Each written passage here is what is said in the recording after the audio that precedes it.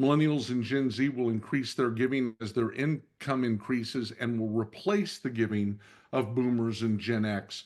Dwayne, I think that there's some dangerous assumptions that we have about the next generation. And we've talked a lot about being Texas boys. We've talked a lot about that old John Wayne movie, The Alamo, and how they sent the message for General Sam Houston to come to the rescue. And so General Houston got the message, but he got there and it was too late. Too late. It could Yep. be that millennials and Gen Z are on the way, but it could be a little too late by the time they actually get to the earning power of their careers. Um, what is so dangerous about this assumption, Dwayne? Well, so there's multiple things that I see in it, Tim. One of the key things, and I think we've already touched on it, is the fact of millennials and Gen Z give differently.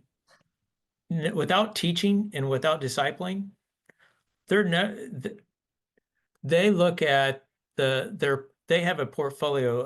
One of the conversations I had in the meeting right before this, a guy was talking about the fact of, there's a lot of Gen Z and millennials who set aside 10%, but at the end of every month, they go decide where they're going to give the money. It's not an automatic that anything's going to go to the church.